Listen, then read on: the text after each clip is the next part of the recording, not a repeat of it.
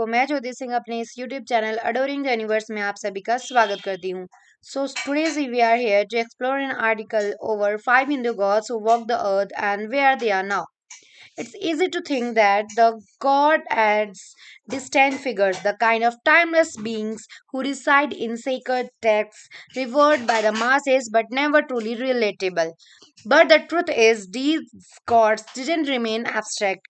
They came down to earth in a very real way, entering our world, sharing wisdom, confronting evils, and teaching us not just about the universe but about ourselves.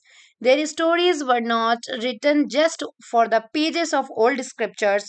These gods walked the earth for a reason. They came to show us the potential of the human soul and the nature of duty, love, sacrifice, and truth.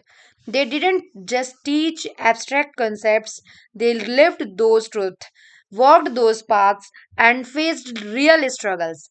And in doing so, they left lessons for us that still resonate today. So, where are they now?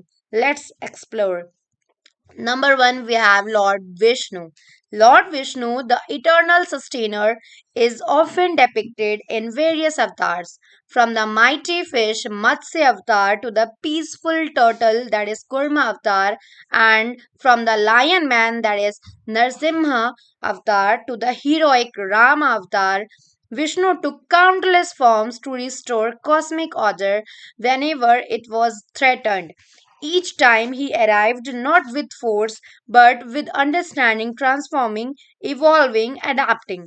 In his different avatars, he represented the changing yet constant nature of life itself. He was the God who didn't just speak of dharma, that is our righteousness, he embodied it, reminding us that the balance of good and evil is ever in flux. Where is he now? Vishnu's legacy doesn't rest in some remote temple or forgotten stories. It lives in the idea of adaptation, of revolution, of knowing where to rise and when to bend. We often forget that the nature of dharma isn't rigid, it's fluid, it's flowing. In the world we live is today, his avatars continue to live through those who act in the service of truth, in the fight against corruption, and in the quest for inner peace. Vishnu's essence is not a figure, a distant reverence, but a call to action in our own lives. Number second, we have Lord Shiv, who traveled through the earth, who traveled through the world, and spread the simplicity over karma and to enigmatic and powerful figures in Hindu mythology. He embodies both creation and destruction, two forces that are inextricably linked. Destruction, after all, is not just the end, it is also the beginning. Through his meditation on Mount Kailash, he represents inner stillness amidst chaos. In his dance of destruction that we know and we known as Tandav, he shows us that in every ending lies the potential for a new beginning. Shiva's story teaches us that we must sometimes destroy in order to create a new. Where is he now? Shiva is not a god to be worshipped from a distance. He is a god that speaks to us when we face our own cycle of destruction and creation, whether it is the end of a relationship, a career, or an old way of thinking. Shiva's message is clear: don't fear change, don't shy away from the difficult moments that force transformation, because in the rubble of destructions there is always the seed of rebirth. Today, calls us to look within ourselves, to meditate, to embrace solitude, and in doing so, to connect with the divine within. Number third, we have our Lord Krishna. Krishna's life is nothing short of legendary. The playful child who stole butter, the passionate lover, the wise teacher. Krishna's narrative is one of contradiction and profound depth. But at the heart of Krishna's story is love. He taught us that love isn't just a feeling, it's a path to liberation. Liberation is termed as Udarvadi in Hindi.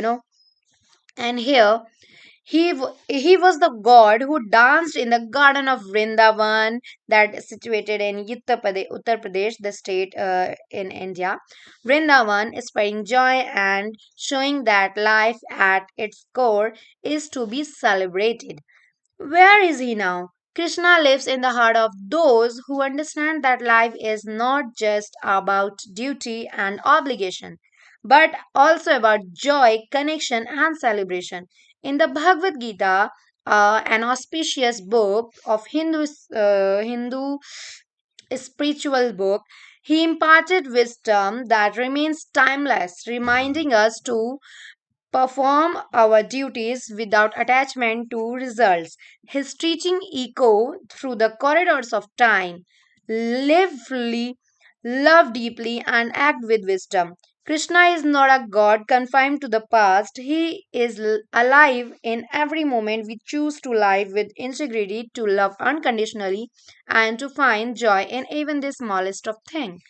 Number four, we have our Lord Rama.